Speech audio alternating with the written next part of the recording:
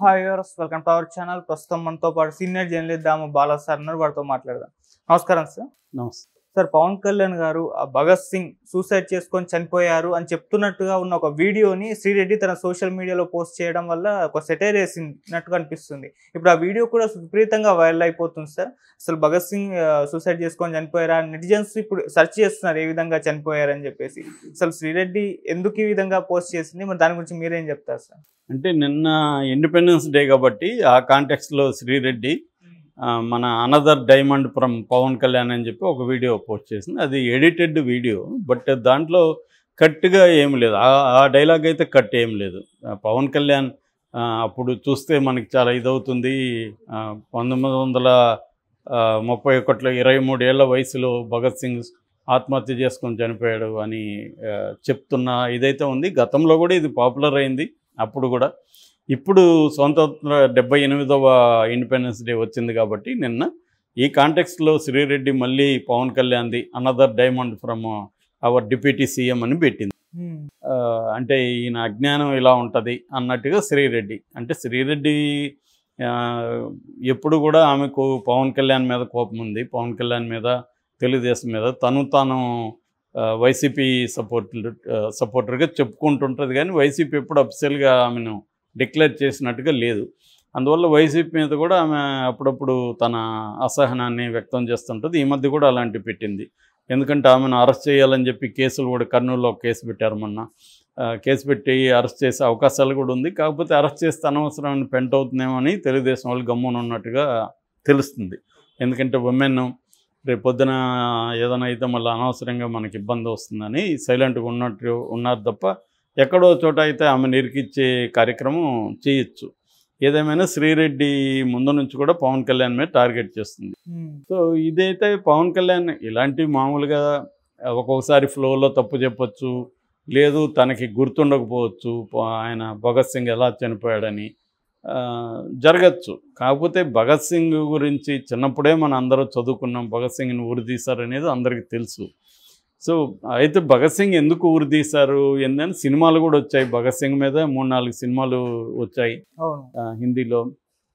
So బేసిక్గా భగత్ సింగ్ ఏంటంటే ఫస్ట్లో కాంగ్రెస్లోనే ఉన్నాడు. తర్వాత ఇట్లా కాదు, మనం బ్రిటిష్ వాళ్ళని గాంధేయవాద అహింసా పద్ధతిలో ఎదుర్కోలేమని చెప్పి తను కొద్దిగా మిలిటెంట్ గా మారాడు. దాంతో ఆయన నవజవాన్ భారత్ సభ అని ఒక చిన్న ఆర్గనైజేషన్ పెట్టాడు. అలాగే హిందుస్థాన్ సోషలిస్ట్ రిపబ్లిక్ అని కూడా పెట్టాడు. తను బేసిక్గా బోల్షెవిక్ అండ్ అనార్కిజం అనే ఒక 2 సిద్ధాంతాలు. లెనిన్ అక్కడ రష్యాలో బోల్షెవిజం అంటారు దాన్ని, రష్యన్ కమ్యూనిస్ట్ పార్టీ. దాంతో ఆయన ఇన్ఫ్లుయెన్స్ అయ్యాడు. జైల్లో కూడా ఆయన చనిపోకముందు కూడా లెనిన్ పుస్తకాలు చదువుతున్నట్టు ఉంది. అట్లాగే అనార్కిజం అనేది అప్పట్లో ఒక సిద్ధాంతం ఉంది. అంటే స్టేట్ అనేది ఉండకూడదు, రాజ్యం అనేది ఉండకూడదు అని కొంతమంది అనార్కిస్టులు ఉద్యమాలు నడిపారు. ముఖ్యంగా అమెరికాలో ఉద్యమం నడిపారు. దాని మీద మా ఫ్రెండ్ చంద్రశేఖర్ కూడా తెలుగులో బుక్ కూడా రాశాడు. అలాగా ఈ 2 ఉద్యమాల ప్రభావం ఆయన మీద ఉందన్నమాట. అయితే ఈయనకి ఉరిశిక్ష పడడానికి కారణం ఏంటంటే ఒక మిస్టేకన్ మర్డర్ అంటారు. మిస్టేకన్ మర్డర్ అంటే లాలా లజపతి రాయ్ అని ఒక లాల్ పాల్ బాల్ అంటారు. మన ముగ్గురు ప్రధానంగా ఉండేవాళ్ళు గాంధీకి ముందు. సో ఈ లాలా లజపతి రాయ్ ఉద్యమం చేస్తున్నప్పుడు అతన్ని మీద లాఠీ చార్జ్ చేయమని మన ఒక సాండర్స్ అంటారు, అతను జాన్ సాండర్స్ అనే ఒక సీనియర్ సూపరింటెండెంట్ ఆఫ్ పోలీసు ఆదేశించాడు. దాంతో లాఠీ చార్జ్ చేశారు. ఆ గాయాలతో ఆయన కొంతకాలం తర్వాత గుండె ఆగిపోయి చనిపోయాడు. సో ఈ లాలా లజపతి రాయ్ చనిపోవడానికి ఈ జాన్ శాండర్స్ కారణం అని చెప్పి భగత్ సింగ్ ఏం చేశాడంటే ఇతన్ని చంపాలని ప్లాన్ చేశాడు.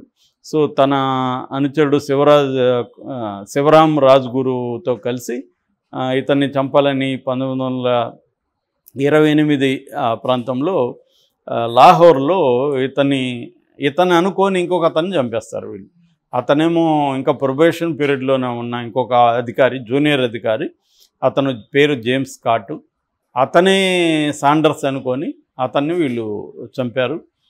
ఈ రాజ్గురు మంచి షూటర్ అనమాట. అతను అక్కడ చంపాడు. ఈ సీన్లన్నీ మనం సినిమాలలో కూడా వచ్చాయి. సో అలాగా ఆ తర్వాత వీళ్ళు అజ్ఞాతంలోకి వెళ్ళిపోయారు. అజ్ఞాతంలో ఉండి తర్వాత ఏమైందంటే సెంట్రల్ లెజిస్లేటివ్ అసెంబ్లీ అంటారు. సెంట్రల్ లెజిస్లేటివ్ అసెంబ్లీలో వీళ్ళు బాంబేసి పాంప్లెట్లు పంచారు. అది బాంబే ఏంటంటే చెవిటి వాడికి కూడా వినిపించాలన్నట్టుగా మేము వేసాం, కానీ ఎవరిని చంపాలనే ఉద్దేశం కాదని కూడా ప్రకటించారు. సో అరెస్ట్కి కూడా వాళ్ళు సిద్ధమయ్యే చేయరు. దాని తర్వాత అరెస్ట్ చేశారు. దాంతో వీళ్ళని రాజ్గురు, సుఖదేవ్ అండ్ భగత్ సింగ్ ఈ ముగ్గురిని 1931 మార్చి 23న ఉరి తీస్తారనమాట. జైల్లో కూడా ఆయన జతిన్ దాస్తో పాటు నిరాహారదీక్ష చేయడం అవన్నీ కూడా అప్పట్లో పాపులర్ అని. ఎప్పుడైతే లాలా లజపత్ రాయ్ చంపిన పోలీస్ ఆఫీసర్ని చంపడానికి వెళ్ళాడు, ఇది వైలెన్స్ అని అయినప్పటికీ కూడా ఆయనకి గాంధీ స్థాయిలో పేరు కూడా భగత్ సింగ్కి వచ్చింది. రెండోది చాలా యంగ్ గై. సో తను వైఐఎం అథీస్ట్ అని ఒక బుక్ కూడా రాశాడు. అంటే నేనెందుకు నాస్తికుడు అయ్యాను అనే ఒక పుస్తకం కూడా ఆయన రాశాడు. ఇంకా ఆయన రైటింగ్స్ కూడా ఉన్నాయన్నమాట. సో 23 ఏళ్ల వయసులోనే దేశం కోసం ఆయన స్వాతంత్రం కోసం పోరాడి చనిపోయాడు. అది ఆత్మహత్య కాదు. మరి పవన్ కళ్యాణ్ పొరపాటు పడ్డా, ఆయన తెలియదా మరి ఆ టైంకి ఆయన వేరేదేదో చెప్పాలని చెప్పాడా తెలీదు. సో దాన్ని వీళ్ళు ఇప్పుడు విపరీతంగా మామూలుగా దీన్ని అందరూ చేస్తుంటారు. అందరూ ఎక్కడో మాట్లాడేటప్పుడు మనం పొరపాటున ఏదో ఒకటి చెప్తాం. ఇప్పుడు నేను రోజు చెప్తుంటాను, ఎక్కడో ఒకటి రాంగ్ అవుతుంది. కింద కామెంట్లు పెడుతుంటారు, నువ్వు అదే ఇది చెప్పావు, ఈ పదం బదులు ఆ పదం వాడావు, అది కూడా తెలియనోడి, నువ్వేం జర్నలిస్టు, ఇలా అంటుంటారు. సో ఇక్కడ ఏంటంటే మనం ఎంత జాగ్రత్తలు తీసుకొని ఎంత ప్రిపేర్ అయ్యి జాగ్రత్తగా మాట్లాడినా ఒక్కొక్కసారి మనకు ఆ ఫ్లోలో ఒక పదం బదులు ఇంకొకటి రావచ్చు, లేకపోతే ఒక ఫ్యాక్ట్ బదులు ఇంకొకటి రావచ్చు, అవి జరగచ్చు. కాబట్టి దానికి పవన్ కళ్యాణ్ ఏదో అజ్ఞాని అలాగా మాట్లాడాల్సిన అవసరం ఏమీ లేదు. కాకపోతే ఇది భగత్ సింగ్ విషయంలో జరిగింది కాబట్టి అందరికీ అంటే ఉరి అనేది చాలా భగత్ సింగ్ లాంటి వాడిని ఉరి వేసిన విషయం కూడా ఇతనికి తెలీదా అన్నట్టుగా ఇప్పుడు దీన్ని వైసీపీ వాళ్ళు విపరీతంగా శ్రీరెడ్డి దాన్ని ప్రచారం చేస్తున్నారు. చేసి ఇట్లాంటి వాడు యాక్చువల్గా గతంలో కూడా పవన్ కళ్యాణ్ మీద ఇలా చేయడం నెగిటివ్ అయింది. అందుకని జగన్ కూడా ఇప్పుడు ఎక్కడ పవన్ పేరు ఎత్తట్లేదు. మనం గమనిస్తే మోడీ పేరు ఎత్తట్లేదు. ఎట్లాగూ మోడీ పేరు ఎందుకు ఎత్తాడు అనేది అందరికీ తెలుసు, భయం ఉంది కాబట్టి. జగన్ పవన్ కళ్యాణ్ పేరు కూడా తీయట్లేదు. ఎందుకంటే పవన్ కళ్యాణ్ని తిట్టే కొద్దీ అతనికి సింపతి పెరుగుతుంది జనంలో.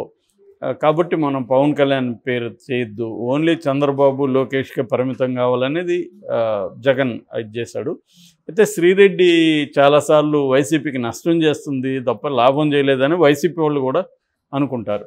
ఎందుకంటే ఇప్పుడు జనరల్గా ఓవరాల్గా జగన్ పాలసీ ఏంది, పవన్ కళ్యాణ్కి పేరు ఇచ్చేయడం, అతన్ని విమర్శించడం మనం ఆపాలి అనేది అనుకున్నప్పుడు శ్రీరెడ్డి నిజంగా వైసీపీకి మేలు చేయాలంటే ఇట్లాంటి వీడియోలు పెట్టకూడదు.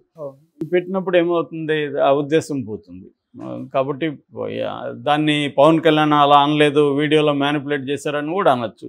ఇవాళ ఏంటంటే ఈ డీప్ ఫేక్ ఒకటి మనం చెప్పిన దాన్ని మార్చేసి చేస్తారు, రెండు మనం నిజంగానే చెప్పున్నా కూడా మార్చేసి చేశారని కూడా తప్పించుకోవచ్చు. నేను అలా చెప్పలేదు, వాళ్ళు మార్చేశారని కూడా అనొచ్చు. ఇంతకుముందు అయితే వీడియో సాక్ష్యం అనేది గ్యారంటీగా ఉన్నింది. ఇవాళ వీడియో సాక్ష్యం కూడా నమ్మడానికి లేదు.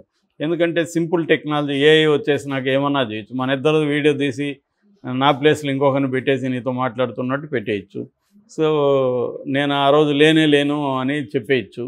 వీడియో చూడండి, కావాలంటే ఆ డేట్ చూడండి, నేను ఆ రోజు ఆఫీస్కి రాలేదు అని చెప్పచ్చు. కాబట్టి ఇలాగా డీప్ ఫేక్ టెక్నాలజీ వల్ల నిజంగా పవన్ కళ్యాణ్ చెప్పాడా లేదనేది మనం గ్యారంటీకి చెప్పలేము. ఏదేమైనా భగత్ సింగ్ కాన్సెప్ట్లో ఇది తీసుకున్నాడు కాబట్టి దీని మీద చర్చ నడుస్తుంది. Okay sir, thank you so much.